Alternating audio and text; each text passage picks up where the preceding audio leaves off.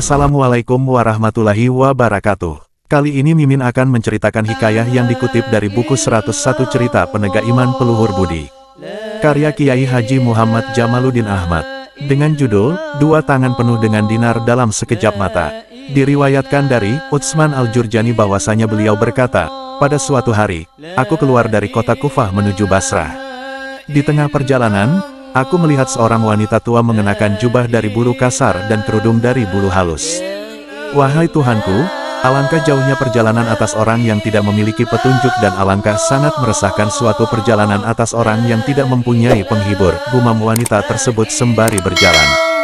Kudekati wanita tua itu dan mengucapkan salam kepadanya. Siapa namamu? Mudah-mudahan Allah merahmatimu, tanyanya.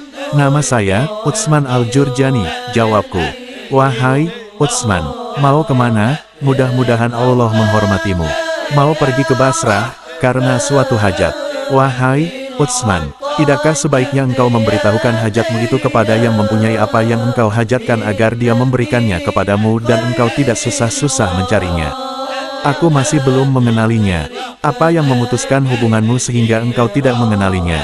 Karena banyaknya dosa. Demi Allah, buruk sekali perbuatanmu. Apakah tidak seharusnya engkau menghubungkan talimu dengan talinya agar engkau dapat berpegangan tali itu dengan kuat sehingga dia memenuhi hajatmu tanpa susah payah? Aku ingin doa darimu, ucapku sembari menitikkan dua mata.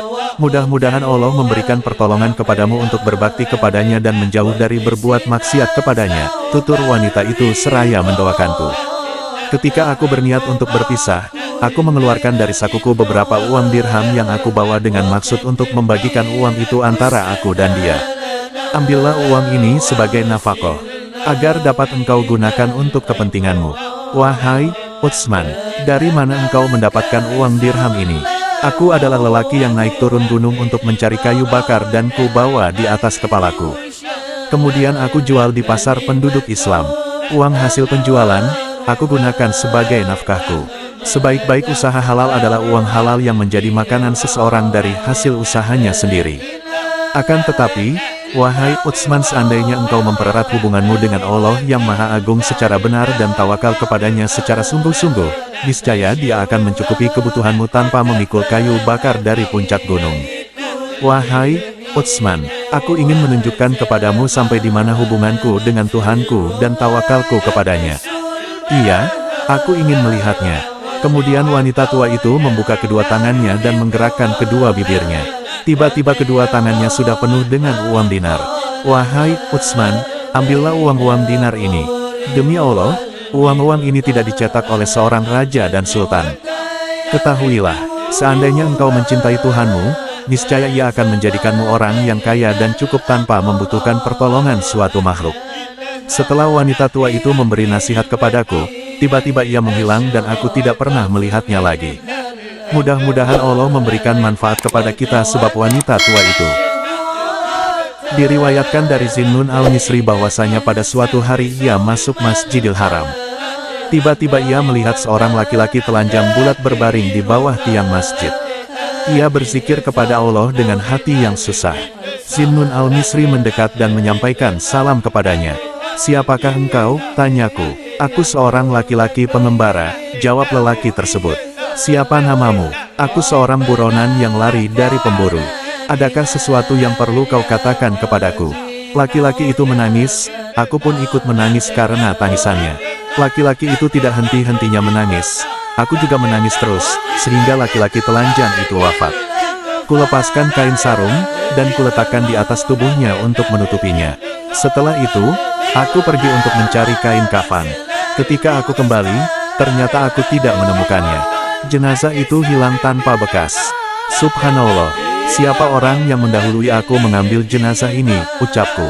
Tiba-tiba ada suara yang berkata, wahai Zinnun, laki-laki itu adalah seseorang yang ketika di dunia diburu oleh setan, tetapi mereka tidak dapat melihatnya, dan diburu malaikat Malik sang penjaga neraka.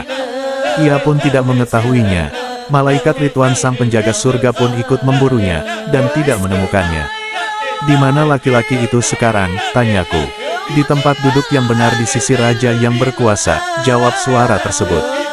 Dari cerita tersebut dikatakan bahwa manusia dalam ibadah ada 3 bagian, 1. Rabani adalah seseorang yang beribadah kepada Allah karena takut siksanya. 2. Hayawani adalah seseorang yang beribadah kepada Allah karena mengharapkan rahmat dan pengampunannya. 3. Rabani adalah seseorang yang beribadah kepada Allah hanya memandang Allah, tidak memandang dunia, akhirat, surga, neraka, serta tidak memandang nafsu dan ruh.